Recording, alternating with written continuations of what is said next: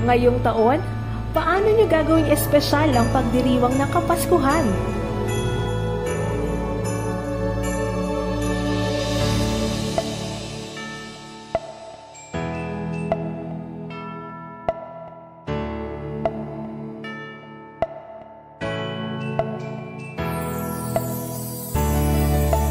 Ayon kay Winston Churchill, we make a living by what we get. We make a life by what we give.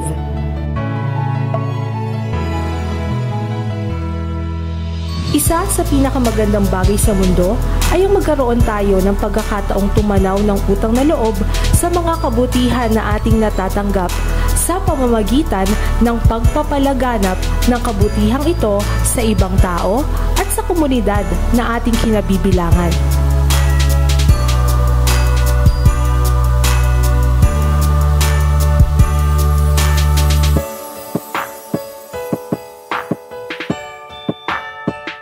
Sa pamamagitan ng bukas palad na pagbibigay, paglilingkod ng tapat at pagbibigay inspirasyon sa bawat tao na nakakasalumuha, ay nagkakaroon tayo ng pagkakataon na maipalaganap ang kabutihan sa kapaligiran.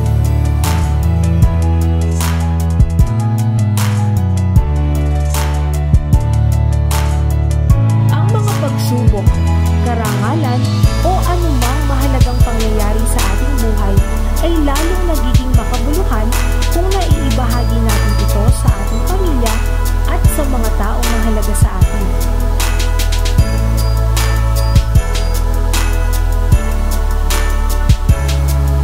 Ang mga simpleng ngiti sa labi at kahalagahan ng ating presensya ay sapat na upang maiparamdam ang malasakit at pagmamahal sa ating kapwa.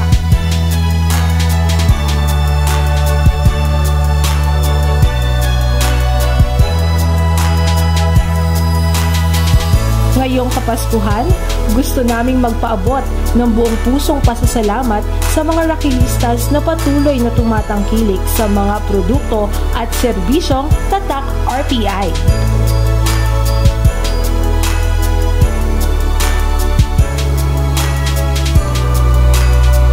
Sa mga munting gawain ay maipalaganap nawa natin ang kabutihan, hindi lamang sa panahon ng Kapaskuhan.